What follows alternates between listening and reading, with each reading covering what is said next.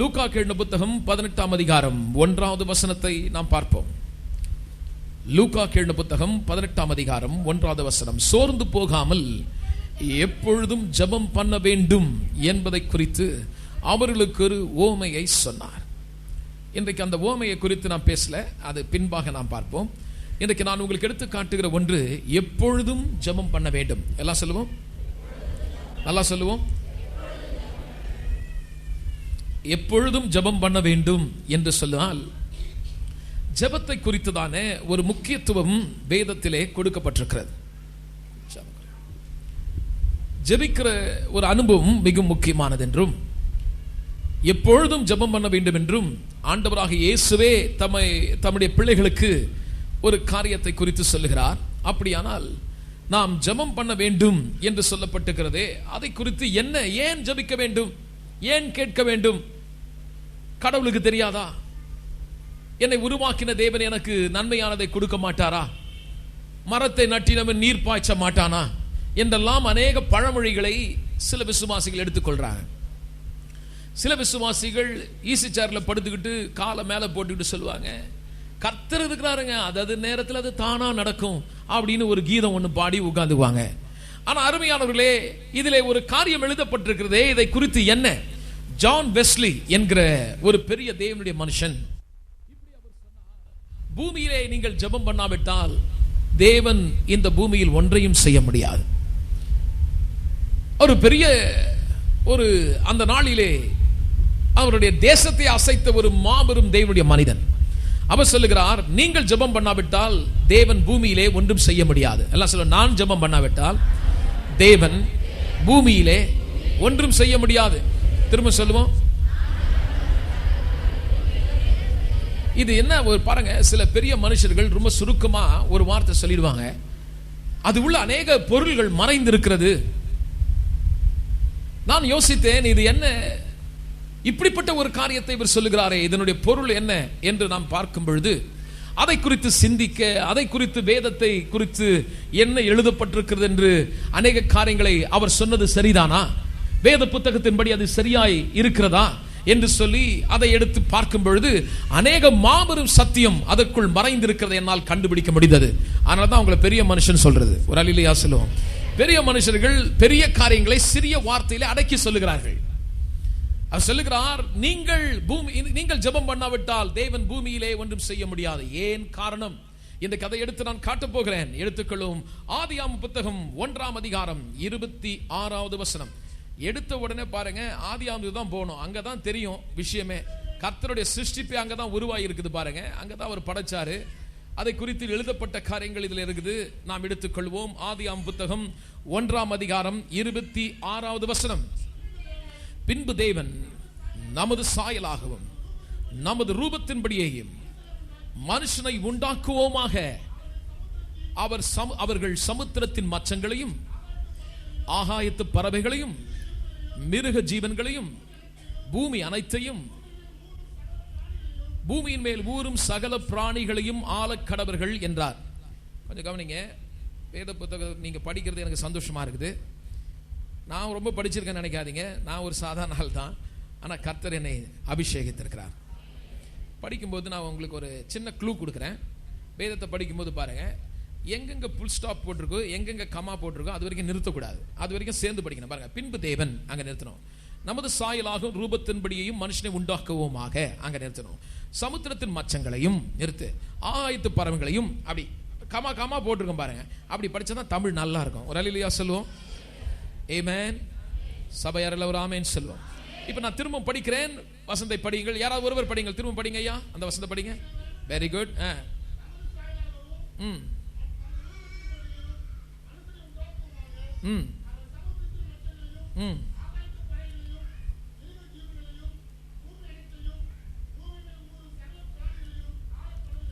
இங்கே நான் சொன்னேன், பூமியிலே தேவன் ஒன்றை செய்ய வேண்டுமானால் மனிதன் ஜெபம் பண்ணாமல் தேவனால் ஒன்றும் இந்த பூமியில் செய்ய முடியாது. இது ஒரு பெரிய ஆச்சரியத்தை கொடுக்கிறது. காரணம் என்ன என்று நீங்கள் பார்த்தால், ஆதியாகமம் புத்தகத்திலே 1ஆம் அதிகாரம் 26வது வசனம் அதற்கு விடை அளிக்கிறது, பதில் அளிக்கிறது. கர்த்தர் இந்த பூமியை உண்டாக்கும் பொழுது என்ன செய்தாராம்? எல்லாவற்றையும் படைத்து பூமியிலே மனிதனுக்கு தேவையான அனைத்து காரியங்களையும் உண்டாக்கிவிட்டு மனுஷனை கடைசியாக படைத்து அவர் சொல்லுகிறார், பூமியிலே மனுஷனை பூமியின் தூளில் இருந்து உருவாக்கி மண்ணில் இருந்து அவனுக்கு ஒரு உருவத்தை கொடுத்து, அந்த உருவம் தேவனைப் போலவே ஒரு சாயலை கொடுத்து, அவனுக்குள் தமது சுவாசத்தை, ஜீவ சுவாசத்தை அல்லது சுவாச காற்றை அவன் நாசியிலே ஊதும் பொழுது மனிதன் ஜீவ ஆத்மாவாய் மாறினான். பிறகு கர்த்தர் சொல்லுகிறார், 26வது வசனம் படித்தோமே, அவர் இன்னும் மனுஷனை படைக்கல, படைக்கிறதுக்கு முன்பாக ஆனந்த ஞானத்தினாலே ஒரு காரியத்தை சொல்லுகிறார். நான் உருவாக்கக்கூடிய இந்த மனிதன் இந்த உலகத்தை ஆளப் போகிறான், இந்த பூமியை ஆளப் போகிறான். நான் அவனுக்குள் என் ஆவியை நான் கொடுக்க போகிறேன். அவன் என்னை போலவே இருக்க போகிறான். அவன் ஒரு தேவனாய் இருக்க போகிறான். அவன் மனுஷ ரூபத்தின்படி அவனை என் ரூபத்தின்படி மனிதனை உருவாக்கி அவனுக்குள் என் சுவாசத்தை கொடுத்து என் சாயலை கொடுத்து என்னை போலவே அவனை படைத்து இந்த பூமி அவன் கையிலே ஒப்பு கொடுக்கிறேன். இந்த பூமிக்கு அவன் தேவனாய் இருப்பான். அல்லேலூயா சொல்லுங்க. ஆண்டவருடைய உள்ளத்தை பாருங்க. இதுக்கு தான் சொல்றேன், கர்த்தர் நல்லவர். அல்லேலூயா சொல்லுவோமே. சில பேர் இருக்கிறாங்க, வீடு இடிஞ்சு விட்டோம் எல்லாம் ஆண்டவன் செய்யறாங்க, பையன் தருதலையாகட்டும் கடவுள் விட்ட வழி, என்னென்ன கெட்டது நடக்குதோ உடனே சொல்லுவாங்க எல்லாம் அந்த ஆண்டவர் விளையாடிட்டு இருக்கிறாரு, கடவுள் செய்யறாருயா, கடவுள் லீலைகள், திருவிளையாடல், இப்படி எல்லாம் பல பேர் வைக்கிறாங்க பாருங்க நம்ம ஊர்ல. பிரியமானவர்களே, அதே ஒரு நல்ல வீடு, நல்ல காரியம் நடக்கட்டும், வீடு கட்டி முடிக்கட்டும், நல்லா நடந்துட்டோம், நான் தாங்க முன்ன நின்று செய்தேன்றான். ஒரு கல்யாணம் நல்லா நடத்தி முடிக்கட்டும், ஐயா உங்களுக்கு தெரியுமா அந்த பொண்ணு யார் பார்த்தா? நான் தான் பார்த்தேன். அதே அந்த குடும்பம் தலைகீழ ஆகட்டும், நீங்க தான் பொண்ணு பாத்தீங்களா, எல்லா ஆண்டும் விட்ட வழியை யான் ஓடிடுறாரு.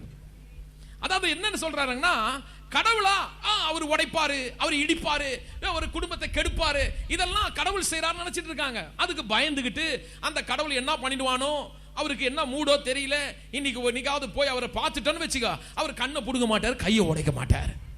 பிரியமானவர்களே, இந்த தவறான எண்ணங்கள் முதலாவது உங்களை விட்டு நீங்கட்டும். இந்த தேவன் யார்? கடவுள் என்கிறவர் யார்? உன்னை நேசிக்கிறவர், காயங்களை கட்டுகிறவர், உடைந்து போன உள்ளங்களுக்கு ஆறுதலை கொடுக்கிறவர், நசல் கொண்ட ஆத்மாவை உயிர்ப்பிக்கிறவர், அவர் நல்லவர். நன்றாய் கரங்களை தட்டி தேவனை ஸ்தோத்திரிப்போம். ஹல்லேலூயா. சிருஷ்டிப்பின் நாளிலே தேவன் செய்த காரியம் 26வது வசனத்திலே அவர் செய்வதற்கு முன்பாக சொல்லுகிறார், ஆனந்த ஞானத்தினாலே அவர் பார்த்து சொல்லுகிறார், நான் படைக்கிற மனுஷன் இந்த பூமி ஆளப் போகிறான், அவனுக்கு நான் எல்லாவற்றையும் கொடுக்க போகிறேன். ஆளுகிறது என்றால் ஆண்டவன் என்று பொருள். ஆளுகை, ஆண்டகை என்றால் ஆண்டவர் என்று பொருள். தேவனாய் நான் அவனை படைக்கிறேன், இனிமேல் அவன் ஆளுவான், அவன் சொல்ல எல்லா காரியங்கள் நடக்கும், அவன் கீழ் எல்லாவற்றையும் நான் கொண்டு வருகிறேன் என்று சொல்லி தேவன் மனிதனுக்கு அந்த உயர்ந்த நிலையை கொடுத்தார். இப்படி தேவனை போலவே படைக்கப்பட்ட இந்த மனிதன், அந்த தோட்டத்திலே தேவன் ஒரு மரத்தை, ஜீவ விருட்சமும் இன்னொரு மரமும் கொடுக்கப்பட்டது. அந்த மரத்தில் இருக்கும் கனி, அவர் சொல்கிறார், இதை புசிக்கும் நாளிலே நீங்கள் சாகவே சாவீர்கள். கவனிக்கிறீங்களா? நான் எனக்கு பெரிய குழப்பமா இருந்தது பாருங்க. கடவுள் எல்லாத்தையும் படைச்சு அது நடுவில் இந்த மரத்தையும் படைச்சு இதை சாப்பிடாதன்னு சொல்லி ஏன் இப்படி படைச்சிட்டாரு? அதை படைக்காம இருந்தா மனுஷன் துண்ண போறது இல்லையே, எதுக்காக? கவனிக்கணும் பிரியமானவர்களே. மனிதனுக்கு சுயசித்தம் கொடுத்தார், அவனை ஒரு மிருகமாக அல்ல, அவனுக்கு தேவன் ஆராய்ந்து அறிகிற தன்மை, சூஸ், தேர்ந்தெடுக்கிறதை கொடுத்து அவனை போலவே படைத்து அந்த மரத்தை ஏன் வச்சார்னா, கவனிக்கணும், அவன் யாரை போல இருந்தான்? கேட்கல எனக்கு, கவனிச்சிங்கன்னா ஒரு ஆமேன்னு சொல்லுவோம். யாரை போல இருந்தான்? இப்போ நம்மளுக்கு இங்கே கடல் இருக்குது பக்கத்தில், தெரியுமா உங்களுக்கு? கடல் இருக்குது தெரியுமா?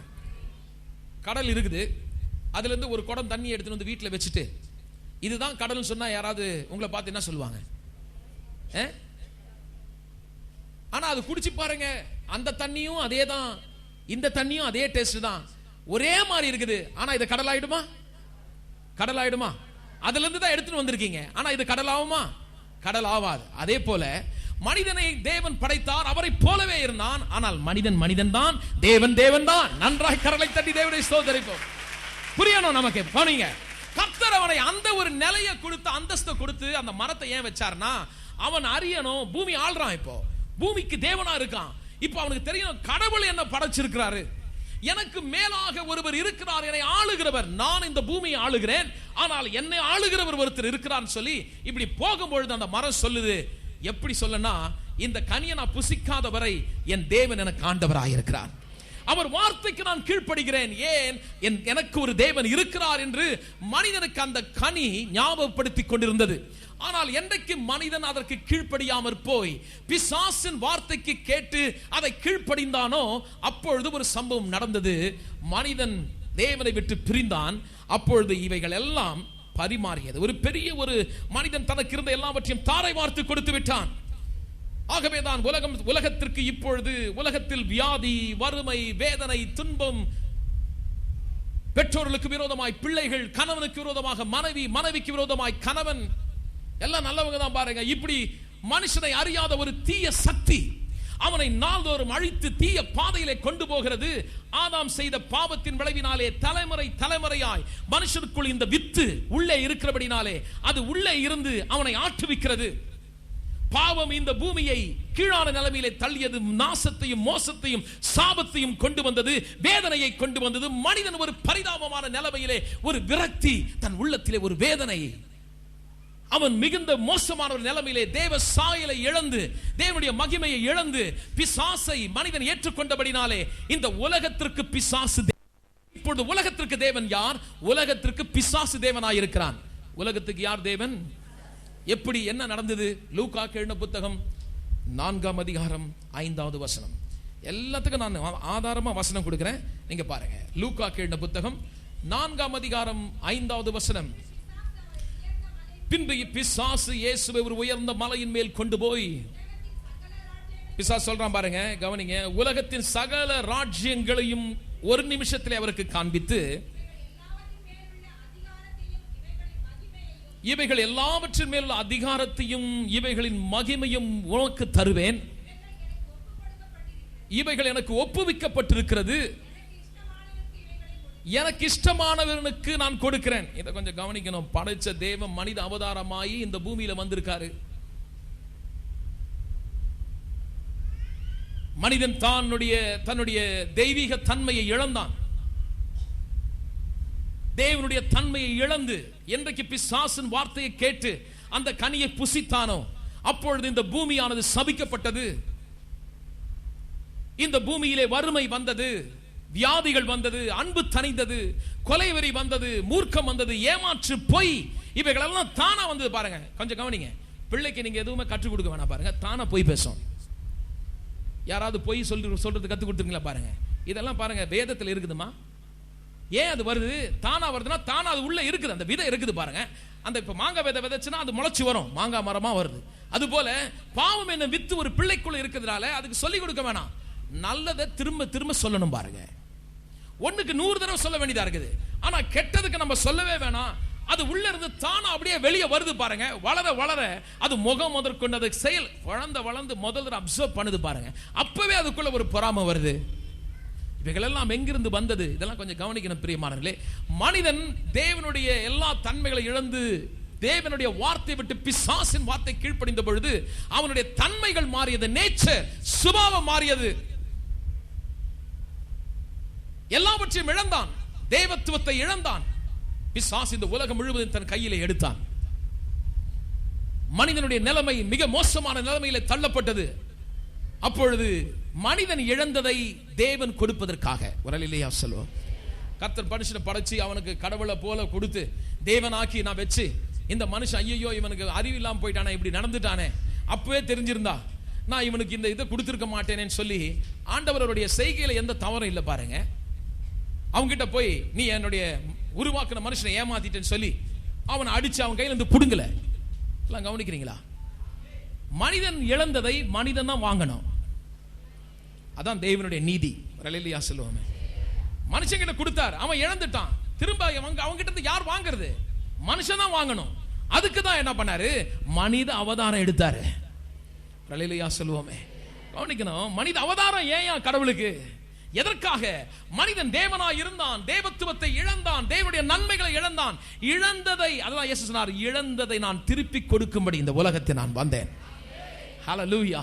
காணாமற் போனதை கண்டடையும், இழந்ததையும் நான் உங்களுக்கு கொடுக்கும்படி வந்தேன். ஆமென், ஆமென். இயேசுவுக்கு ஒரு நிமிஷம் உலகத்தின் ராஜ்யத்தை பாருங்க. கடவுளை இப்படிதான் யோசிச்சேன். படைத்த தெய்வம் அவதாரமா நிக்குது முன்னாடி. வார்த்தையாக தெய்வம் நிக்குது. இந்த சாத்தான் சொல்றான், பாத்தியா இந்த உலகம் ராஜ்யம் எல்லாம் என் கையில கொடுத்திருக்குது, என் கையில ஒப்பு கொடுக்கப்பட்டிருக்கு. ரொம்ப விவரமா எழுதிருக்குது. என்ன போட்டிருக்காது?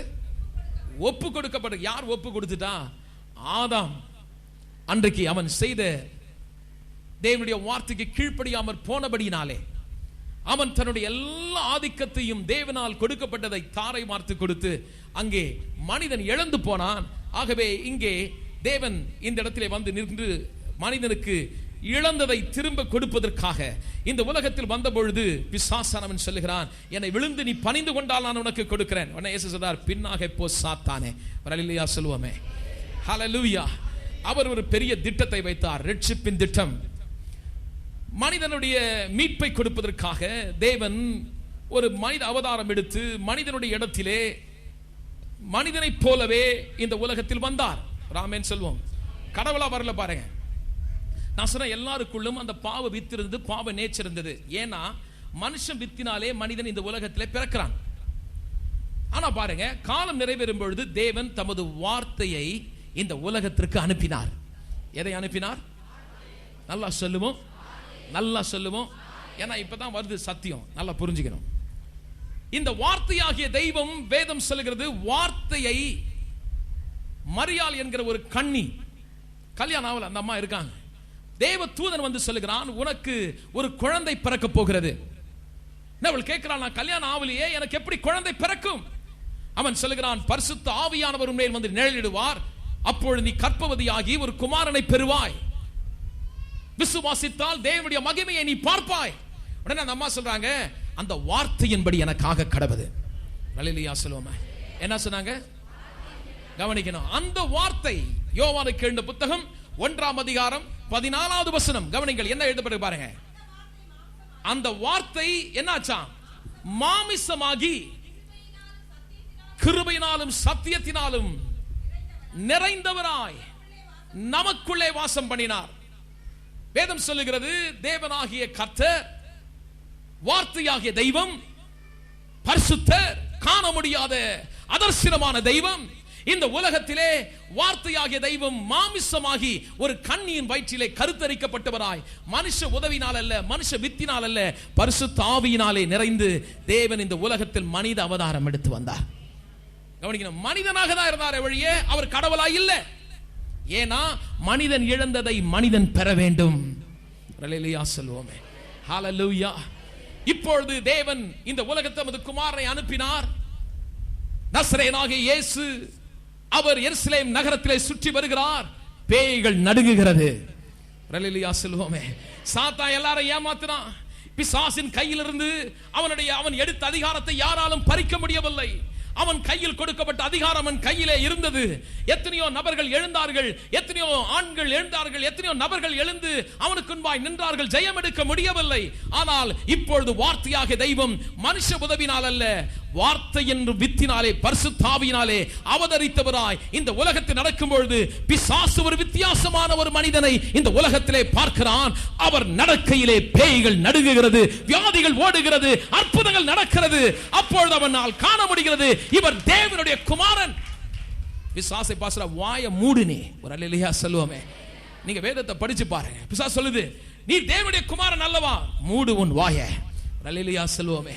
நீ அறிக்கை பண்ணும்படி நான் இந்த உலகத்தில் வரவில்லை. என் ஜனங்கள் என்னாலே உருவாக்கப்பட்ட என் ஜனங்கள் சொல்லும், நான் தேவனுடைய குமாரன் என்றுபடி அவர்கள் சொல்லும்படி நீ அல்ல சொல்லுவது. அல்லேலூயா சொல்வோமே. உன்னுடைய கிரியைகளை அழிப்பதற்காக என் ஜனங்களை நான் உருவாக்கின என் மனிதனை நீ கெடுத்து, நீ நாசப்படுத்தி, ஒன்றுமில்லாமல் வறுமையிலும் வியாதியிலும் அடைத்து போட்டாயே. நீ எவைகளை பறித்தாயோ அவைகளை உன் கையிலிருந்து எடுப்பதற்காக இந்த உலகத்தில் நான் வெளிப்பட்டேன். 1 யோவானின் புத்தகம் 3:8 சொல்லுகிறது, பிசாசின் கிரியைகளை அழிக்கும்படி தேவனுடைய குமாரன் வெளிப்பட்டார். யோவானுக்கு எழுதின புத்தகம் 10:10 சொல்லுகிறது, நான் உங்களுக்கு ஜீவன் கொடுக்கவும் அந்த ஜீவன் பரிபூர்ணமடையும்படி வந்தேன். மதத்தை ஸ்தாபிக்கும்படி அல்ல. பிரியமானவர்களே, கிறிஸ்துவம் என்பது ஒரு மதம் அல்ல, இது ஒரு மார்க்கம், வழி. நீ இழந்ததை தேவன் கொடுப்பதற்காக. உன் வறுமைக்கு காரணம் என்ன? உன் வியாபாரத்தின் தோல்வி அல்ல, உன்னுடைய குடும்பத்தின் நிலைமை, உன் கணவன் அல்ல, உங்கள் குடும்பத்திற்கு இன்றைக்கு பாடுகள், வருத்தங்கள், சஞ்சலங்கள் இருக்கிறதே என அன்பானவர்களே, இதற்கு காரணம் என்ன? பொல்லாத பிசாசானவன் இந்த உலகத்தில் தன் கிரியைகளை நடப்பித்து இப்படிப்பட்ட மோசமான காரியங்களை செய்தான். ஆனால் காரியம் என்ன? தேவன் தமது குமாரனை அனுப்பி, தம்முடைய தேவனை, வார்த்தையாகிய தெய்வத்தை இந்த உலகத்திற்கு அனுப்பி பரிபூர்ண மனுஷனாய் இந்த உலகத்திலே வந்து, கவனிங்க, அவர் எப்படி இருந்தார், இப்ப எப்படி இருக்கிறார். 1 தீமோத்தேயு எழுதின புத்தகம் 2ஆம் அதிகாரம் 5-6. நான் சொல்றதுக்கு எல்லாத்துக்கும் உங்களுக்கு வசனம் எடுத்து காட்டுறேன். 1 தீமோத்தேயு எழுதின புத்தகம் 2ஆம் அதிகாரம் 5வது வசனத்தையும், தேவன் ஒருவரே, தேவனுக்கும் மனிதனுக்கும் மத்தியஸ்தர் ஒருவரே, எல்லாரையும் மீட்கும் பொருளாக தம்மை ஒப்பு கொடுத்த, எல்லாம் சொல்லுவோம், மனுஷனாகிய கிறிஸ்து. நல்லா சொல்லுவோம். எப்படி எழுதுறாரு பாருங்க. மரித்து உயிர்த்தெழுந்து பிதாவின் வலது பக்கத்தில் இருக்கிறாரு. இவர் சொல்றாரு அவர் மனுஷனாகிய கிறிஸ்து. எல்லாம் சொல்லுவோம். இதெல்லாம் படிக்கும்போது எனக்கு முதல்ல அர்த்தமே புரியல. பாரு, இது என்ன மனுஷனாகின்னு போட்டிருக்கே, இது என்னது இது? என கருமையானவர்களே, எல்லாரும் 3 ஆண்டு கால ஊழியத்தை குறித்து சொல்றாங்க, இயேசுவின் ஊழியத்தை. ஆனால் இப்பொழுது அவர் என்ன செய்கிறார்? மரித்து உயிர்த்தெழுந்து பிதாவின் வலது பக்கத்திலே மனுஷனாய் இருந்து மனிதனுக்காக மத்தியஸ்தராய், as a mediator, உங்களுக்கும் தேவனுக்கும் நடுவாக ஆதாம் இழந்து போனதை, எல்லா ஆதிக்கத்தை, தேவனுடைய நன்மைகளை, செழிப்பை, சமாதானத்தை, பாவ மன்னிப்பை, மீட்பை, நித்திய சமாதானத்தை கர்த்தர் உங்களுக்கு கொடுப்பதற்காக அவர் உண்டு பண்ணினாரே. இன்றைக்கு நீங்கள் இப்படிப்பட்ட நிலைமையில் தள்ளப்படும் பொழுது இரவும் பகலும் உங்களுக்காக ஒருவர் ஜெபித்துக் கொண்டே இருக்கிறார். அல்லேலூயா சொல்வோமே. யாரை அவர் பலவந்தப்படுத்துறது இல்லையா? இன்னைக்கு நீங்க இங்க வந்திருக்கீங்கன்னா என் ஆண்டவராகிய இயேசுவின் ஜெபம் உன்னை இங்க அழைச்சு வந்திருக்குது. நான் ரட்சிக்கப்பட்டனா என் பிதாவிற்கு முன்பாக என் இயேசு பரிந்து பேசின ஜெபம். இன்றைக்கு நீங்கள் கர்த்தரை ஆராதிக்கிறீர்கள் என்றால் யார் காரணம்? என் பிதாவாகிய தேவனுக்கு முன்பாக இயேசு மன்றாடிய ஜெபம். ஹல்லேலூயா. இன்றைக்கு அவர் என்ன பண்றாரா? இரவும் பகலும் ஒவ்வொரு மனிதனுடைய அழிவை அவரால் காண விட்டாதபடி பிதாவிடத்திலே சொல்லுகிறார், என் ரத்தம் இவர்களுக்காய் சிந்தப்பட்டிருக்கிறது, இவருடைய சாபங்களை நான் நீக்கி இருக்கிறேன், இவர் பாவங்களை நான் தொலைத்திருக்கிறேன், இவனுக்கு ஒரு சந்தர்ப்பத்தை தாரும் ஆண்டவரே. அல்லேலூயா சொல்வோமே. அதனால தான் பாருங்க, வரக்கூடாது பரவாயில்ல நினைச்சா கூட ஏதோ ஒன்று குத்தி குத்தி ஒன்று இழுத்துட்டு வந்துருது. நீங்களே யோசிங்க, எப்படியோ வந்துட்டேங்க நானே. அநேகரை கேட்டு பாருங்க, இதுக்கெல்லாம் நான் ரொம்ப எதிராளிங்க. நான் எப்படி? நானும் அப்படிதாங்க ஐயா, நான் கூட அப்படிதான் இருந்தேன். எனக்கு யாராவது கர்த்தரை குத்தி சொன்னா வரும் பாருங்க கோவம், அப்படி வரும். அப்படிதான் நானும் இருந்தேன். ஆனால் எப்படி ரட்சிக்கப்பட்டேன்? நான் எப்படி மீட்கப்பட்டேன்? நான் செய்த புண்ணியமா? எங்க அம்மா அப்பா செய்த ஜெபமா? இல்லை பிரியமானவர்களே, உண்மையை சொல்லுகிறேன். பிதாவின் வலது பக்கத்திலே மனுஷகுமாரனாகிய இயேசுவின் ரத்தம் உனக்காக எனக்காக பரிந்து பேசியது. அந்த அன்பு, அவருடைய மனதுருக்கம் உன்னை தட்டி இழுத்து அவருக்கு முன்பாய் கொண்டு வந்து சொன்னது, என் ஜீவனுள்ள தேவனாகிய குமாரனாகிய இயேசுவே என் தெய்வம் என்று ஏற்றுக்கொள்ளும்படி அந்த ஆவி உன்னை தட்டி எழுப்பியது. ஹல்லேலூயா, ஹல்லேலூயா. எனக்கு அருமையானவர்களே, இவர் என்ன செய்கிறார்? இப்பொழுது தொடர்ந்து 2000 ஆண்டுகளாக மரித்து உயிர்த்தெழுந்த பிறகும் அவர் பிதாவின் வலது பக்கத்திலே நமக்காக பிரதான ஆசாரியராய், எபிரேயருக்கு எழுதின புத்தகம் 4:14 அதிகாரத்திலிருந்து 14 வசனத்திலிருந்து 16 வரைக்கும் வீட்டில் போய் படித்து பாருங்கள். எபிரேயருக்கு எழுதின புத்தகம் 10ஆம் அதிகாரம் 19 22 வசனங்களை இங்கு பார்க்கும் பொழுது அவர் பிரதான ஆசாரியராய் நமக்காய் வேண்டுதல் செய்கிறார். ரோமருக்கு எழுதின புத்தகம் 8ஆம் அதிகாரம் 32வது வசனம் பாருங்கள் என்ன எழுதப்பட்டிருக்கிறது என்று. ரோமருக்கு எழுதின புத்தகம் 8ஆம் அதிகாரம் 32வது வசனம், நாம் அவருடைய சொந்த குமார் என்றும் பாராமல் நம்ம எல்லாவற்றுக்காக அவரை ஒப்பு கொடுத்தவர், அவரோடு கூட மற்ற எல்லாவற்றையும் நமக்கு அருளாது இருப்பது எப்படி? கேட்கிறார், கேள்வி கேட்கிறார். நான் உனக்கு எப்படி உதவி செய்யாம இருப்பேன்? உன்னை நான் ஆசீர்வதிக்க, நீ இழந்ததை பெறும்படி, சாபத்திலிருந்து விடுதலையாக்கும்படி. என் அன்பு சகோதரனே சகோதரி, ஆலயத்தில் நீங்க வந்திருந்தா உங்களுக்கு தான் நல்ல செய்தி நான் கொண்டு வந்திருக்கேன். நீங்க எதை இழந்தீங்க? இன்றைக்கு உங்களுக்கு பிரச்சனை என்ன? கடன் தொல்லையா, வறுமையா, வியாதியா, பாவத்தினுடைய பலவீனமா, சமாதானம் இல்லையா? கர்த்தர் சொல்கிறார், நான் என் குமாரனை அனுப்பினேன். எதற்காக? இந்த நிலையிலிருந்து உங்களை விடுதலையாக்குவதற்காக என் குமாரனையே கொடுத்தேன். நான் எப்படி நீங்க வேண்டிக் கொள்வது நான் தராமல் இருப்பேன்? ஹல்லேலூயா. அதனால தான் பாருங்க, மனுஷன் இழந்ததை மனுஷன் கேட்கணும். இப்ப என்ன பண்றாரு? ஜெபனா கவனிங்க, it is the privilege, it is an honor from God. தேவனிடத்திலிருந்து வந்த ஒரு அந்தஸ்து தான் ஜெபம். எல்லாம் சொல்லுவோம், தேவனிடத்திலிருந்து வந்த ஒரு அந்தஸ்து. இப்ப ஜெபம்னா என்னன்னா, பூமியில சொல்றாரு நான் இப்ப எல்லாம் முடிச்சிட்டேன். கர்த்தர் சொல்றார், நான் வந்தேன், பிசாசின் தலையை நசுக்கினேன், நீ இழந்ததை நான் மீட்டு கொடுத்துட்டேன். இப்ப நீ என்ன பண்ணணும், உனக்கு நான் எப்படி ஆதாமுக்கு அந்த அதிகாரம் கொடுத்தேனோ அதே அதிகாரத்தை கொடுக்கிறேன். நீ இப்ப கேள், நான் உனக்கு கொடுப்பேன். நல்லா கரங்களை தட்டி தேவனே, அதான் ஜெபம். Prayer is a communication, fellowship. கர்த்தரோடு இருக்கிற nothing but fellowship. தேவனோடு இருக்கிற ஒரு ஐக்கியம். அல்லேலூயா சொல்லுவோமா? உறவு. எல்லாம் சொல்லுவோம், உறவு. ஜெபனா, அதனால நிறைய பேருக்கு ஜெபமே பண்ண முடியல பாருங்க. இப்ப நீங்க தெரிஞ்சீங்க ஜெபனா என்னது? தேவனோடு உறவாடுறோம். நீங்க என்ன தேவையோ அதை கேட்கறீங்க. நீங்க உங்க இஷ்டமானதை கேட்கல பாருங்க, அவருடைய சித்தத்தை தான் நீங்க கேட்கறீங்க. அல்லேலூயா சொல்லுவோமே, ஹல்லேலூயா. சில பேர் சொல்றாங்க, ஆண்டவரே என்ன ஒரு கழுதையா மாற்ற ஆண்டவரே. பிலேயாமுக்கு முன்பாய் போன அந்த ஆண்டவர் கழுதையை பேச வச்சாரே, அத மாதிரி கர்த்தர் இந்த கழுதையை பேச வைக்கிறார். உடனே சபையாரெல்லாம் சில பேர் இந்த போதகர் இப்படி சொன்னே, ஆமேன் ஆமேன் ஆமேன். என்ன தாழ்மையா போதகருக்கு. உடனே இவர் ஜெபம் பண்றார், விசுவாசி இந்த பிரசங்கத்தை கேட்டு இந்த விசுவாசி ஜெபம் பண்ண, ஆண்டவரே நீர் கழுதை மேல் ஏறி போனீரே, அந்த கழுதையாய் நான் மாறட்டும். அம்மா கவனிங்க, நீ கழுதையா வேணாம், குதிரையா வேணாம், ஆண்டவர் படைச்ச நல்ல மனுஷனா வாழு. நல்ல கையில தட்டி உனக்கு என்ன மாதிரி ஒரு அதிகாரத்தை கொடுத்திருக்காரு. அருமையானவர்களே, கழுதைய பாருங்க, நான் சொல்றேன் பாருங்க, கழுதைய பேச வச்சாருன்னா எது ஏன் பேச வச்சாரு? கழுதை மேல போற கழுதை பேசல. புரியுதா உங்களுக்கு? கழுதை மேல போது பாரு ஒரு கழுதை, அந்த கழுதை பேசாதனால இந்த கழுதையை வச்சு அந்த கழுதையை பேச வச்சாரு. அந்த கழுதை அங்க போச்சு பாருங்க, அங்க போன உடனே அந்த கழுதை வாயை திறக்க வச்சது கழுதை பேசல, மனுஷன் தான் பேசினான். பாலாக் என்ற ராஜா அவனை கொண்டு போகிறான் இஸ்ரவேல் ஜனங்களுக்கு விரோதமாய் சபிக்கும்படி. அவன் அங்க போறான் பாருங்க. இஸ்ரவேல் ஜனங்கள் கோத்திரம் பிரகாரமா வராங்க யுத்தத்துக்கு. நல்லா கவனிக்கணும், வேத வல்லுநர்கள் எப்படி சொல்றாங்க பாருங்க. அதை அவங்க வந்து நம்ம கோத்திரம் வரும்போது எப்படி எப்படி செதறி இருக்க மாட்டாங்க.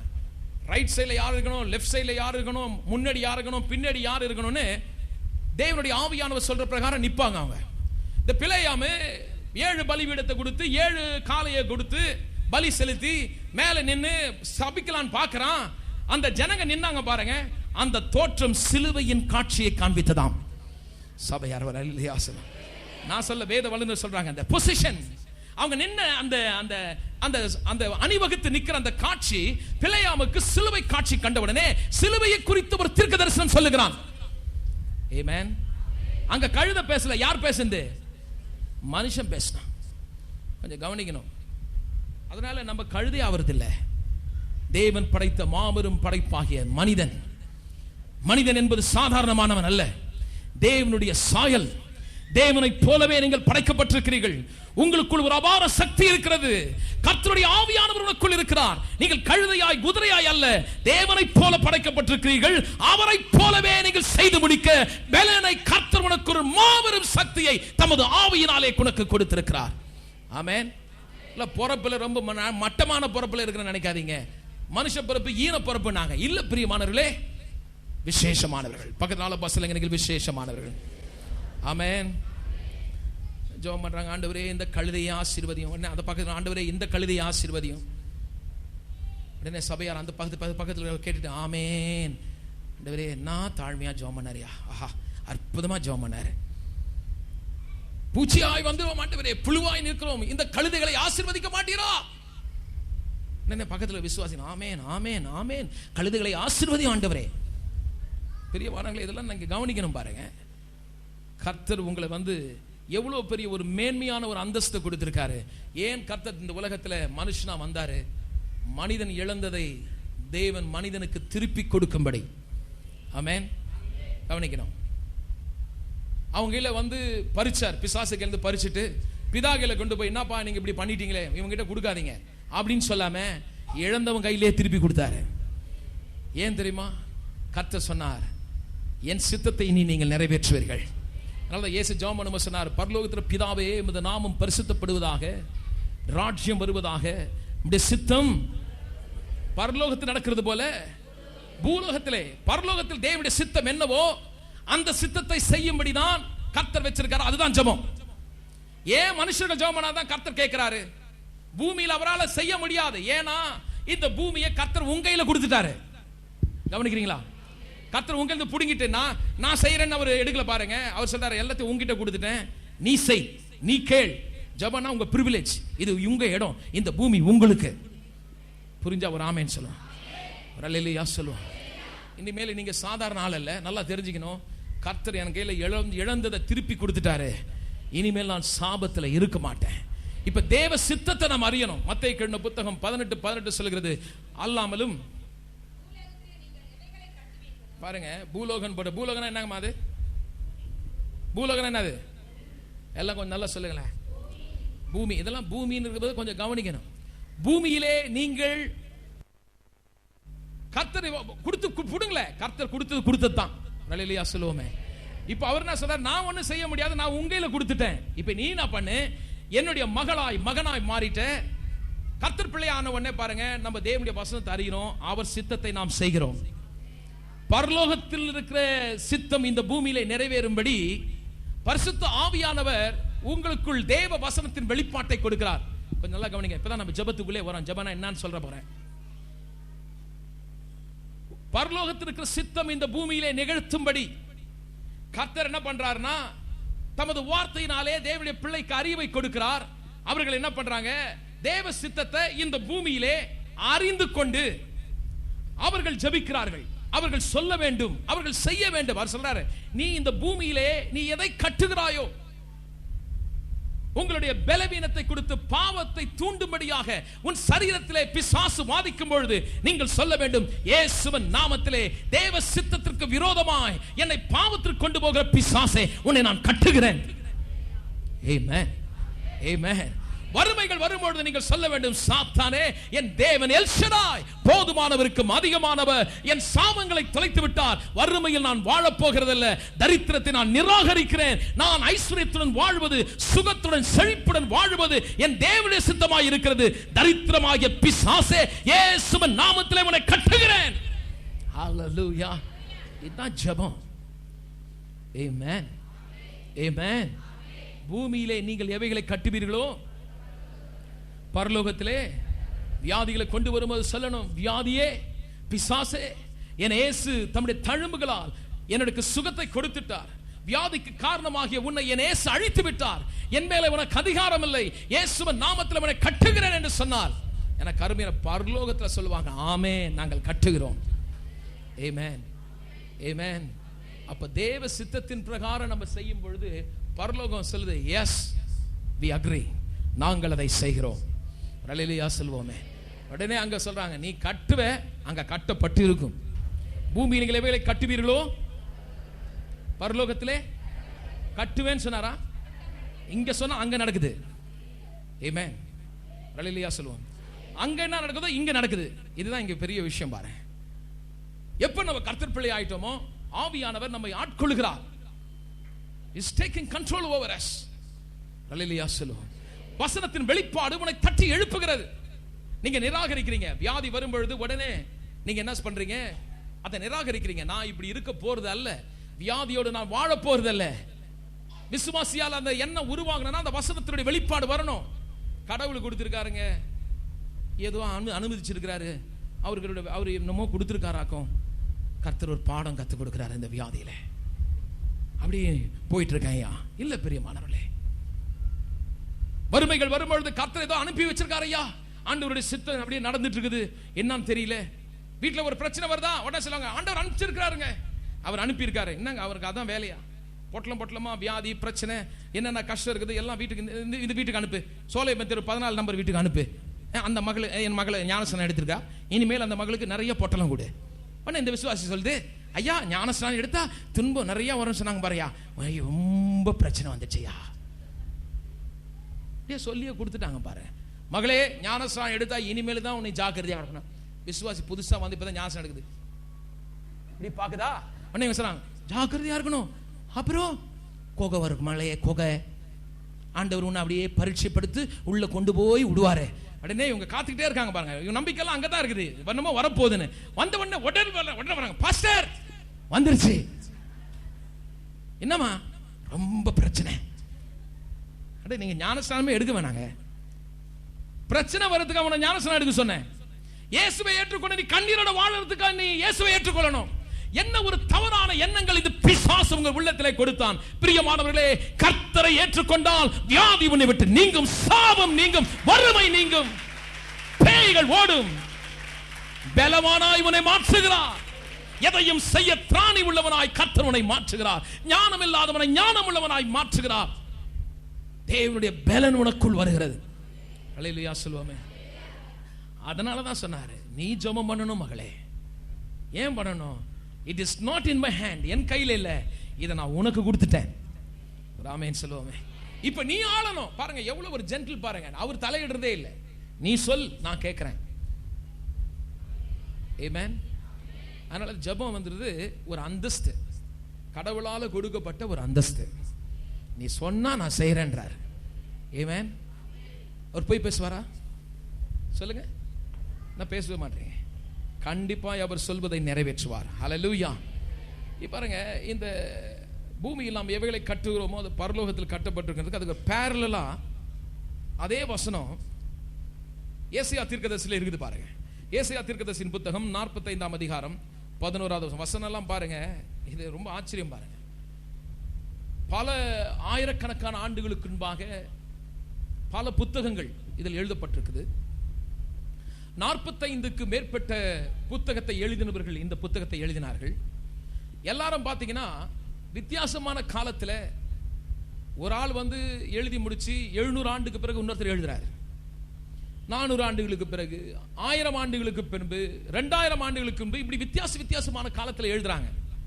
ஆனா பாருங்க, எல்லாம் ஒன்னோடு ஒன்று இணைஞ்சிருக்கும், எல்லாம் ஒரே காரியத்தை தான் அறிவிக்கும், வசனங்கள் ஒன்றோடு ஒன்று கௌத்து கொண்டு இருக்கும். ஏன்னா அது தேவனை குறித்தே சொல்லுது, இயேசுவை குறித்தே சொல்லுது. ராமேன் செல்வமே பாருங்க, இது இந்த வசனத்துக்கு 45வது அதிகாரத்தில், இது ஏசாயா தீர்க்கதரிசி புத்தகத்தில் அதுக்கு ஒரு வசனம் இருக்கு. 45ஆம் அதிகாரம் 11வது வசனம்.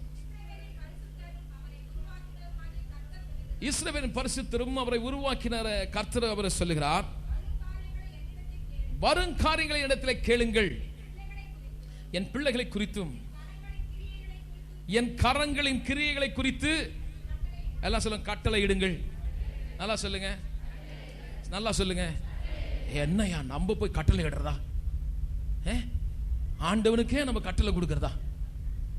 அப்படியே நடுங்குவாங்க பாருங்க. அவர் சொல்றாரு, இதை புரிஞ்சுக்கணும். அவர் சொல்றாரு, என்னுடைய சித்தத்தை நீங்கள் அறிந்து கொண்டால், நீங்கள் எனக்கு என்ன சொல்லுகிறீர்களோ பரலோகத்தின் சித்தம் உனக்கு தெரிகிறது, அதை நீங்கள் சொல்லுகிறீர்கள். அந்த சித்தம் நீங்கள் அறிந்து கொண்டு அதற்கு நம்ம வந்து தேவனுடைய சித்தத்திற்கு இல்லாத வேற காரியத்தை நம்ம எதுவும் செய்யறது இல்லை பாருங்க.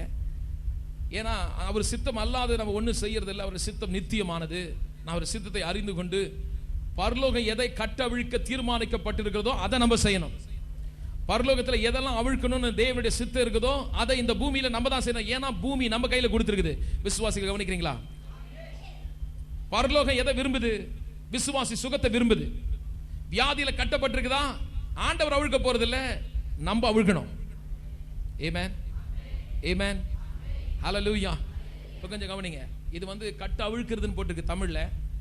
சரியான மொழிபெயர்ப்பு கிரேக்க பதத்தில் பூட்டுகிறது எதுவோ, இதோ திறவுகோலை கொடுக்கிறேன், சாவியை நான் உனக்கு கொடுக்கிறேன், நீ எதை பூற்றியோ பரலோகத்தில் பூட்டப்பட்டிருக்கும். இப்ப சாவி உங்ககிட்ட இருக்குது. சாவி உங்ககிட்ட இருந்தா பூட்ட வேண்டியது யாரு? சொல்லுங்களேன், கொஞ்சம் பேசுங்க. திறக்க வேண்டியது யாரு? சாவியை கையில வச்சுக்கிட்டு வீட்டு முன்னாடி போய் நின்னுங்கன்னு, பூட்டே திறக்க மாட்டியா? ஐயா, வானத்திலிருந்து ஒரு தேவ தூதனை அனுப்பி இந்த கதவை திறந்தருளும் ஆண்டவரே. கையில இவன் சாவி வச்சிருக்கான், திறக்கல. போடு உபவாசம் ஒரு 7 நாள். அவர் என்ன நினைச்சிட்டு இருக்காரு தெரியல, நம்மளுக்கு ஒன்றும் புரிய மாட்டுது. சரி போடு ஒரு 7 நாள் உபவாசம் இருந்து சொல்றாங்க, கதவு திறந்தருளுமே. எங்க திறக்கிறது? கர்த்தர் சொல்ற, முட்டாளே, சாவியை உங்க கையில கொடுத்திருக்கேன், முதல்ல அந்த சாவியை கொண்டு போய் அதுல போட்டு திற. இப்ப நீங்க கவனிக்கணும். ஆண்டவரே, இந்த வறுமை என்னும் பேயை நீர் கட்ட மாட்டீரா? இவன் கேட்கறான் பாருங்க. இந்த ஜெபத்தை நான் எப்படி வித்தியாசப்படுத்தி காட்டுறேன் பாரு. கண்ணு திறக்க மாட்டீரா ஆண்டவரே? இந்த ஏழையின் சத்தத்தை கேட்க மாட்டீரா? என்ன சிஸ்டர், அவருக்கு என்ன காது கேட்கலையா? இவங்க என்ன கேட்கறாங்க? கேட்க மாட்டீரா. அப்ப அவர் கேட்கலன்னு அர்த்தம். கடவுளுக்கே அறிவுரை கொடுக்கிற ஆளுங்க நம்ம விசுவாசி சில பேர் இருக்காங்க. கட்டப்படாதா? எப்படி கட்டப்படும்?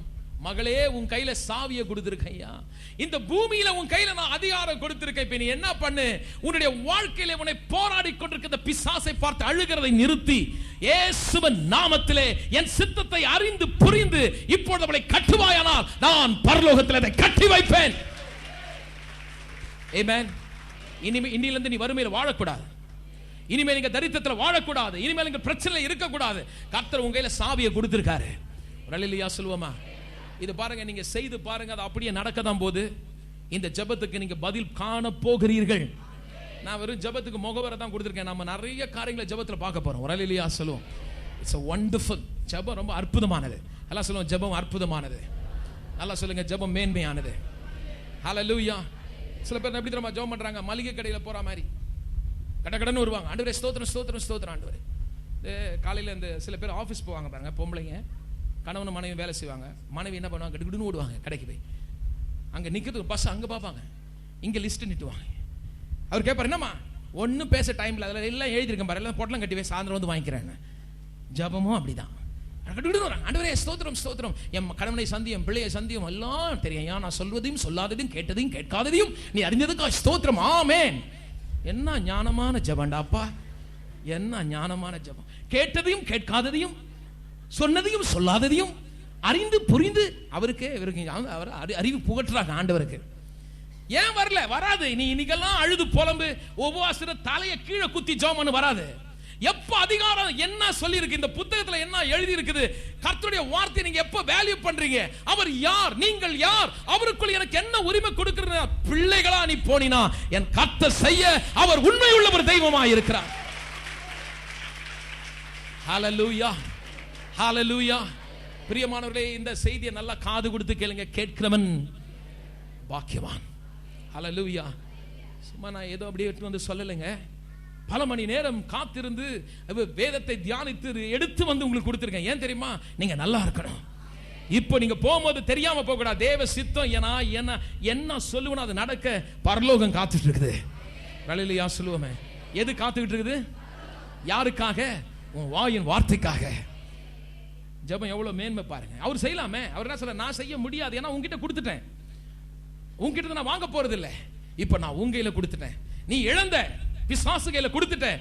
ஆனால் என்னுடைய குமாரனை அனுப்பி அவன் கையிலிருந்து பறித்து திரும்ப உங்க கையில நான் அதிகாரம் கொடுத்திருக்கேன். நீ பேசு, நீ சொன்னால் அவைகள் நடக்கும். ஆமென். ஹல்லேலூயா. சத்தமாய் வரல இல்லையா சொல்லும்.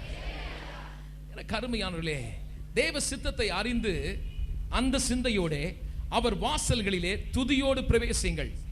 Enter his courts with full of thanksgiving.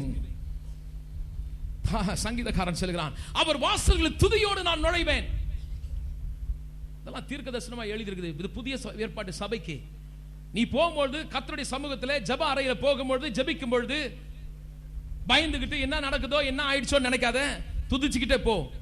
வாசல்களில் உள்ள நுழையணும். இப்ப உள்ள வர ஒரு வாசல் இருக்குது பாருங்க, உள்ள வரோம் பாருங்க.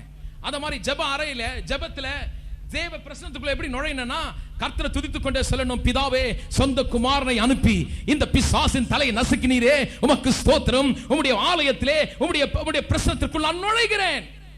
அல்லேலூயா சொல்லுவோம். கடன் என்னும் பிசாசே, வறுமை என்னும் பிசாசே, மலையாகிய பிரச்சனையே, போராட்டமே, தரித்திரமே, உன்னை நான் நிராகரிக்கிறேன். நான் தரித்திரத்தில் வாழ மாட்டேன், கடன் தொல்லையில் வாழ மாட்டேன். கர்த்தர் இந்த சாபத்தை தன் முள்முடியிலே சுமந்து தீர்த்து விட்டார். ஆகவே இந்த மலையை நீ பெயர்ந்து சமுத்திரத்திலே போ என்று சொல்லி நீங்கள் ஜெபிப்பீர்களானால் பரலோகம் அதற்கு ஆமென் என்று சொல்லும். ஹல்லேலூயா ஹல்லேலூயா. கையை முறுக்கிற ஜெபத்தை எல்லாம் விட்டுடுங்க. ஆண்டவர் கையை முறுக்கி வாங்குறாங்க சில பேர். நான் விட மாட்டேன். கர்த்தர் கொடுக்கிறாரா இல்லையா நான் பார்க்கிறேன். பத்து சொன்னாரு, என்னங்க ஐயா ஜோமணி கிடைச்சிச்சா? ஐயா, அதெல்லாம் ஆண்டவருக்கு வெளிச்சம். என்னது இந்த மாதிரி பதிலாம் கேட்டிருக்கீங்களா நீங்க? யாருக்கு வெளிச்சம்? கர்த்தருக்கு தான் வெளிச்சம். ஐயா, கர்த்தருக்கு எப்பவும் வெளிச்சம், உனக்கு தான் வெளிச்சம் வரணும். அந்த மாதிரி பேசுறாங்க பாருங்க. அவங்க எல்லாம் ஈஸ்ட் சேர்ல தான் இருப்பாங்க. நீங்க வேணா பாருங்க, ஈஸி கிறிஸ்டியன். அப்படியே ஈஸ்டரில் படுத்துக்கிட்டு காலை ஆட்டிக்கிட்டு அது நடக்க வேண்டிய நேரத்தில் தானாக நடக்கும். ஆண்டவன் விட்ட வழி கர்த்தர் வெளிச்சையா ஒன்றும் செய்ய போகிறதில்ல. தெய்வ சித்தத்தை தெரிஞ்சுக்க வேண்டிய அவசியம் இல்லை. வேதத்தில் என்ன எழுதிருக்குதுன்னு தெரிய வேண்டிய அவசியம் இல்லை. அவங்களுக்கு தெரிஞ்சதெல்லாம் ஒன்று கர்த்தர் நடத்துவார். தானாக நடக்கும். எப்படியா? ஒன்றும் நடக்காது, தானாக நடக்காது. பாருங்க, அவங்களாம் கேர்லெஸ், போனால் போட்டோம் வந்தா வரட்டும். இது மாதிரி கிறிஸ்துவர்கள் கர்த்தர் கொடுத்தா கொடுக்கட்டும். இன்னும் கொஞ்சம் மெச்சூர்ட் கிறிஸ்டின் இவங்க பாருங்க. அதில் பாருங்க, என்னங்க ஐயா ஜெபம் பண்ணுங்க, ஒரு எல்லா ஜெபமும் கேட்கப்படணும்னு அவசியம் இல்லையா? கொடுத்தாரா ஸ்தோத்திரம், கொடுக்கலன்னா ஸ்தோத்திரம், கொடுத்தா கொடுக்கலன்னா ஸ்தோத்திரம். கடவுளை விட இவங்க நல்லவங்க பாருங்க.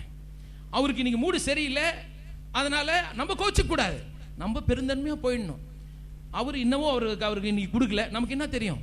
அதனால நம்ம ஸ்தோத்திரம் போட்டுட்டு அப்படியே போய்கிட்டே இருக்கணும். எனக்கு அருமையானவர்களே, உன்னுடைய ஜெபம் தப்பா பண்றதுனால தான் உனக்கு தெரியல. தேவ சித்தம் என்ன குறித்து என்ன எழுதி இருக்குது என்பதை தெரிஞ்சு நீங்க ஜெபம் பண்ணீங்கன்னா கண்டிப்பா உங்களுக்கு தெரியும் இந்த ஜெபத்திற்கு பதில் வராம இருக்காது. ஏன்னா இது ஆண்டவருடைய சித்தம்.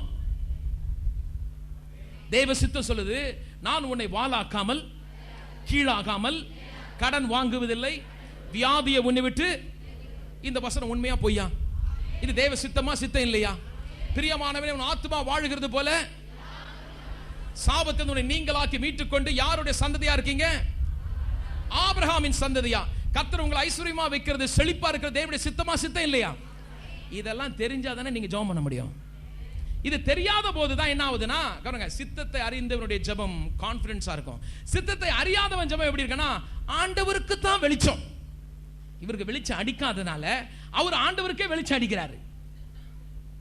ஏன்னா இவருக்கு இன்னும் வசனத்துல அவருக்கு விருப்பம் இல்ல, வேதத்தை படிக்க விருப்பம் இல்ல, அவருக்கு கேட்க விருப்பம் இல்ல, கர்த்தருடைய வார்த்தை அவரை குறித்து என்ன சொல்லுகிறதுன்னு தெரியல. பிதாவாகிய தேவன் தன் சொந்த குமாரனை இந்த உலகத்திற்கு அனுப்பி மனிதன் செய்ய முடியாத மாபெரும் தியாகம் செய்து இந்த மீட்பை கொடுத்தாரே, அந்த சிலுவையின் மேன்மையை குறித்து தெரியல, ரத்தத்துல என்ன வல்லமை இருக்குதுன்னு தெரியல. என்னமோ ஆண்டவர் விட்ட வழி தானா நடக்கட்டும் அப்படின்னு சொல்லி அவர் உட்கார்ந்தாருன்னா ஒண்ணு நடக்காது. அதனால தான் பாருங்க, 40 வருஷமா உபவாசம் போட்டு ஜெபம் பண்ணவன் இன்னும் பதில பெறல. பிரியமானவர்களே, கர்த்தர் சித்தத்தை அறிந்து நீங்க ஜெபம் பண்ணா என் கர்த்தர் கண்டிப்பா உங்களுக்கு ஆசீர்வாதத்தை வச்சிருக்கார். ஹல்லேலூயா, ஹல்லேலூயா. எல்லாம் சொல்லுவோம், என்னால் பதிலை பெற முடியும். ஜெபம் என்ன? உறவு, ஐக்கியம், அதை வெளிப்படுத்துகிறது. ஜெபம் தேவனுடைய நாம் சமாதானமாய் இருப்பது, அவர் சித்தம் என்ன என்பதை அறிந்து அந்த சித்தத்திற்காக நாம் விட்டு கொடுக்காமல், அருமையானவர்களே, அவனுக்கு பிசாசான கொண்டு வருகிற சித்தத்திற்கு எதிரான எல்லா ஆயுதங்களையும் முறியடித்து அவைகளை ஜெயித்து ஜெபத்தை எடுக்கிறது தான் கர்த்தருடைய சித்தம். ஜெபம் சொல்லும்போது இன்னொருத்தர் சொல்றாரு, ஒரு வேத வல்லுனர், prayer prepares the way for God. தேவனுக்கென்று வழியை அது ஆயத்தப்படுத்துகிறது. ஜெபம் தேவனுக்கென்று ஒரு வழியை கொடுக்கிறது. அவர் அதுக்கு விளக்கம் கொடுக்கிறார். எப்படின்னா, ஜெபம் ஒரு தண்டவாளம் மாதிரி இருக்குது. ட்ரெயின் போனா என்ன வேணும்? அதுக்கு ட்ரெயின் போனா என்ன வேணும்? ட்ரெயின் ரோட்ல போகுமா? என்ன அவ்வளோ பவர்ஃபுல் இன்ஜின், நல்லா தான் இருக்குது, ஆனால் அது கண்டிப்பாக மண்ணு உள்ள புதைஞ்சிடும். அதுக்கு என்ன வேணும்? தண்டவாளம் வேணும். ஜெபம் ஒரு தண்டவாளம். ஜெபம் என்ன? தண்டவாளம். சமாதானத்தை அடையக்கூடிய சமாதானம் என்ன தண்டவாளத்தை நீங்க போடணும். தேவனுடைய வசனமாகிய அந்த தண்டவாளத்தை போடுங்கள். ஜெபத்தை செய்யுங்கள், ஜெபத்தை போடுங்கள். ஆண்டவரே, எங்கள் குடும்பத்தை சமாதானத்தை கெடுக்கிறானே, நீர் இந்த உலகத்தில் உம்முடைய குமாரனை அனுப்பி யெகோவா ஷலோம் உம்முடைய இரத்தத்தினாலே சமாதானத்தை உண்டு பண்ணினீரே, அந்த சமாதானத்தை நான் கேட்கிறேன்னு சொன்னா தண்டவாளம் போடுறீங்க. ஆமென். அந்த வல்லமையாக ட்ரெயின் மூவ் பண்ணிட்டு உள்ள வந்துரும். கவனிக்கிறீங்களா?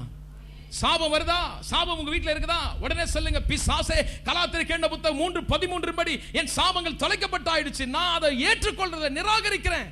கர்த்தாவே, உம்முடைய ஜெபத்தை நான் இப்பொழுது ஏறெடுக்கிறேன். உம்முடைய சித்தம் புரிந்து கொண்டேன் ஆண்டவரே, அந்த சித்தத்தின்படி நான் கேட்கிறேன், உம்முடைய வார்த்தையின்படி நான் கேட்கிறேன். கேளுங்கள் கொடுக்கப்படும் என்று சொன்னீரே, அந்த வார்த்தையின்படி நான் கேட்கிறேன். நான் சுகமாய் வாழ்வதை விரும்பி அல்லவா நீர் எனக்காக அடிக்கப்பட்டு ரத்தம் சிந்தி மரித்து உயிர் தெழுந்தீரே, அந்த சமாதானத்தை, அந்த செழிப்பை, அந்த சுகத்தை நான் எடுக்கிறேன்னு சொன்னா தண்டவாளம் போட்டுறீங்க, ட்ரெயின் உள்ள வருது. அல்லேலூயா சொல்லுவோமே. ஹல்லேலூயா, ஹல்லேலூயா. என கருமையானவர்களே, ஜெபம் என்பது தேவன் உங்களுக்கு என்ன வைத்திருக்கிறாரோ அதை நீங்கள் மறக்காமல் லட்சியமாக எடுங்கள். கர்த்தருடைய சித்தம் என்ன என்பதை புரிந்து அதை உங்களுக்கு முன்பாக நிறுத்தி நிலைநாட்டி இப்பொழுது இருக்கிற சூழ்நிலையை நிராகரித்து அதை தகர்த்து அதை ஏற்றுக்கொள்ளாதபடி கர்த்தருடைய வார்த்தையை வைத்து அதை புரிந்து கொண்ட சித்தத்தை நிறைவேற்றி பரலோகம் காத்திருக்கிறது. இந்த பூமியிலே நீங்கள் ஒன்றை செய்யுங்கள், நான் கட்டணும், நான் பூட்டணும், பரலோகம் காத்திருக்குது, நான் இனிமேல் இதை இப்படியே விட்டு வைக்க போகிறதில்ல, இயேசுவின் நாமத்திலே சாத்தானை உன்னை கட்டுகிறேன் என்று நீங்கள் சொன்னால் பரலோகம் அதற்கு ஆமோதிக்கிறது. ஆமென். நம்ம எல்லாம் எழுந்து நிற்போமா? கர்த்தர் நம்மை நடத்துகிறவர். ஜெபம், it is a privilege. God is valuing you. ஜெபம் தேவனால் உங்களுக்கு கொடுக்கப்பட்ட ஒரு அந்தஸ்து. ஹல்லேலூயா. நான் சொன்னதை நீங்க புரிந்து கொள்ளுங்க. எல்லாம் என்னோட சொல்லுங்கள். பூமியிலே நான் கேட்காவிட்டால் தேவன் ஒன்றையும் செய்ய முடியாது என்பதை நான் அறிந்து கொண்டேன். ஏனென்றால் இந்த பூமியை கர்த்தர் உண்டாக்கி மனுஷனாகிய எங்கள் கையிலே கொடுத்தார். முதலாவது மனிதன் இழந்து போனான். இரண்டாவது மனிதனாகிய ஆதாமாகிய இயேசு பிசாசை ஜெயித்து அவன் கையில் இருக்கிறதை பறித்து என் கையிலே கொடுத்து விட்டார். இந்த பூமியிலே நான் எவைகளை கட்டுவேனோ பரலோகத்திலே கட்டப்பட்டிருக்கும். நான் கர்த்தருடைய பிள்ளையாய் என்னுடைய ஆசீர்வாதத்தை, தேவனுடைய சித்தத்தை, வேதத்தில் எழுதப்பட்டிருக்கிறதை நான் பேசி என்னுடையதாய் உரிமையாக்கிக் கொள்வேன். நன்றாய் கரங்களை தட்டி நாம் தேவனை ஸ்தோத்திரம் பண்ண. ஹல்லேலூயா. கவனிங்க, நான் வெறும் முகவரை தான் இந்த வாரம் பார்த்திருக்கோம். ஜெபத்தை குறித்து அநேக காரியங்களை நாம் பார்க்க போறோம். இனிமேல் நீங்க ஜெபம் பண்ணும்போது கஷ்டமா போக மாட்டீங்க. ஜெபம் யாருக்கு தெரியுமா கஷ்டம்? தேவ சித்தம் யாருக்கு தெரியல அவங்களுக்கு தான் கஷ்டம். நமக்கு தேவ சித்தம் எல்லாம் தெரியுது. என் சுக வாழ்வை கர்த்தர் விரும்புகிறார், அது தெய்வ சித்தம். எங்க குடும்பம் சமாதானமா வாழணுமா, அது என் ஆண்டவருடைய சித்தம், எனக்கு தெரியும். அந்த நிச்சயத்தோட உள்ள போ. ஆமென். என்னங்க தடை இப்படி இருக்குது ஐயா, அப்படி இருக்குதாக்கும், முள்ளு இருக்குதாக்கும், பெரிய மலையே வந்துருச்சு ஐயா, ஆவிகள் உள்ள வந்துருச்சு. எந்த ஆவியும் உள்ள வந்தாலும் ஓட ஓட திறத்துறதுக்கு தான் கர்த்தர் உன்ன வச்சிருக்கார். ஆமென். 10 ஆவியா, 10 இல்ல 100 ஆவி இல்ல 1000 ஆவிகள் வந்தாலும் உன்னால திறத்த முடியும். ஒரே ஒரு 1000 பேர் அடிச்சு திருத்த முடியும். ஒருவன் 1000 பேரையும், இருவன் எல்லாம் நல்லா புரிஞ்சுக்கணும். என்ன பவர் பாருங்க உங்களுக்கு. ஆமென். நீ தெரியாம அழுதுட்டு இருக்கும்போது பாப்பா ரொம்ப சந்தோஷமா இருக்கு, சாத்தானு அழு, நல்லா அழு, அப்படியே அழுதுட்டே கடை அப்பாட்ட எட்டி பார்ப்பான். ஆண்டவரே கண்ணு திறக்க மாட்டேன். ஓ வெரி குட் வெரி குட். கண்ணு திறக்க மாட்டேன், ராங் பிரேயர் பண்ணு, உனக்கு ஒருபோதும் பதில் வரப்போறது இல்லை. அவனுக்கு தெரியும் பாரு, அவனுக்கு தெரியும். ஆனால் நீ வசனத்தின்படி ஜெபிக்க கற்றுக்கொள்ளும் பொழுது, தேவ சித்தத்தை அறிந்து நீ ஜெபிக்கும் பொழுது, பரலோகம் தேவ தூதர்கள் இறங்கி வருகிறார்கள். பதில்கள் உனக்காய் திறக்கப்படுகிறது. உன் கண்கள் காணும், அந்நிய கண்கள் அல்ல, உன் சொந்த கண்கள் காணும். நீங்கள் உயர்ந்து வருவீர்கள். அந்நியர்கள் கண்டு சொல்வார்கள், நீங்கள் ஆராதிக்கிற கர்த்தராகிய இயேசுவை போல ஒரு தெய்வம் இல்லமா, நான் என் கண்ணால பார்க்கிறேன். உன் குடும்பம் இந்த நிலையில வந்திருக்குது. ஆமென். அதுதாங்க கிறிஸ்துவம். கிறிஸ்துவம் வெற்றி நிறைந்த வாழ்க்கையை காட்டுகிறது. Bible says we are more than a conqueror. கிறிஸ்துவன் என்ன தெரியுமா? முற்றிலும் ஜெயம் இருக்குதான் கேட்டு பாருங்களேன் விசுவாசிங்களை போய். முற்றிலும் ஜெயமா? ஐயா தோல்வி மேல தோல்வி, ஐயா அடி மேல அடி. ஏன்? கர்த்தர் சித்தம் தெரியல, அவங்களுக்கு இன்னும் புரியல. நல்ல கிறிஸ்துவர்கள் பாருங்க, பரிசுத்தமா வாழ்றாங்க, நல்ல ஜெபம் பண்றாங்க, தப்பா பண்றாங்க பாருங்க. அதனால கர்த்தரால செய்ய முடியல. அதனால தான் ஜான் வெஸ்லி ஒரே வார்த்தை சொன்னார், நீ கேட்கலன்னா அவரால் கொடுக்க முடியாது, நீ கேட்கணும். ஏன்னா it is in your hand, உன் கையிலே கொடுக்கப்பட்டிருக்கிறது. எனக்கு அருமையானவர்களே, இந்த பூமியில் கர்த்தர் உங்களை என்ன ஒரு அந்தஸ்து கொடுத்திருக்காரு பாருங்க. நம்ம கழுதையா குதிரையா இல்ல, மனுஷனா படைச்சு அவர் சாயலை கொடுத்து அவர் ஆவியை கொடுத்து கர்த்தர் சொல்றார், நீ கட்டு மகளே, நான் பரலோகத்தில் கட்டுவேன். ஆமென். ஹல்லேலூயா. எல்லாம் கர்த்தரை நாம் ஆராதிப்போம். நீங்கள் கர்த்தரால் தெரிந்து கொள்ளப்பட்ட சந்ததியா இருக்கிறபடினால் முதல்ல ஆண்டவர் நன்றி சொல்லுங்கள். ஆண்டவரே, இவ்வளவு பெரிய தகுதி எனக்கு கொடுத்தீரே, உமக்கு ஸ்தோத்திரம். Thank you Jesus. நன்றி ஆண்டவரே, எங்களை நேசிக்கும் நல்ல ஆண்டவரே. பூமியிலே நாங்கள் கேட்கிறோம் ஆண்டவரே, நாங்கள் கேட்கிறோம். இந்த பூமியிலே நாங்கள் இயேசுவின் நாமத்திலே ஒருமனப்பட்டு கேட்கிறோம். இதோ இந்த நேரத்தில் நாங்கள் ஜெப நேரத்தில் வந்திருக்கிறோம் ஐயா. எங்கள் கர்த்தர் நல்லவர் என்று அறிந்து கொண்டு வருகிறோம். எங்கள் தேவன் நல்லவர் என்று நாங்கள் அறிந்து வருகிறோம். ஆண்டவரே, எங்களுடைய தகப்பன், முதலாவது தகப்பன் இழந்து போனான் ஆண்டவரே. அவன் எல்லாவற்றையும் விற்று போட்டான். ஆனால் தேவரீர் உம்முடைய சொந்த குமாரனை உம்முடைய வார்த்தை இந்த உலகத்திற்கு அனுப்பினீரே. ஓ எல் ஷடாய், போதுமானவருக்கும் அதிகமான தெய்வமே, உம்முடைய சொந்த குமாரனையே கொடுத்த அன்பை வெளிப்படுத்தினீரே. உமக்கு நாங்கள் நன்றி சொல்லுகிறோம், நன்றி சொல்லுகிறோம் ஆண்டவரே. மனுஷன் செய்ய முடியாததை, நியாயப்பிரமாணம் செய்ய முடியாததை, சட்ட திட்டங்கள் செய்ய முடியாததை இயேசுவின் இரத்தத்தால் அந்த பிசாசின் தலையை நசுக்கினீரே. எங்கள் சாபத்தை தொலைத்தீரே. உமக்கு நன்றி சொல்லுகிறோம், நன்றி சொல்லுகிறோம். ஹalleluya.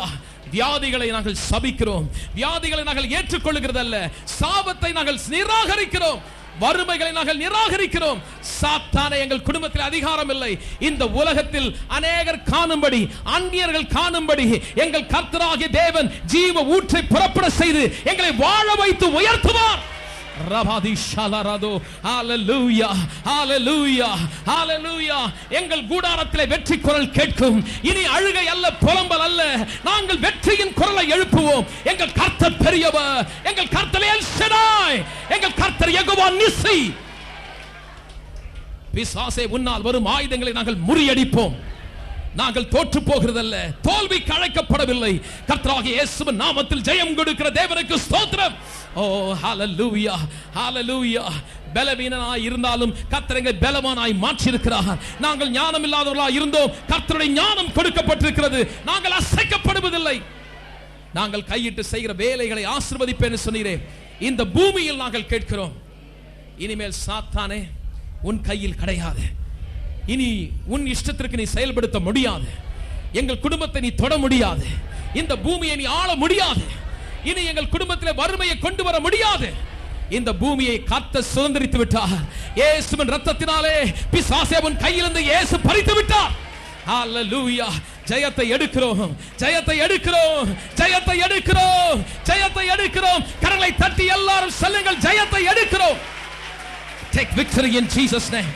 Victory, victory.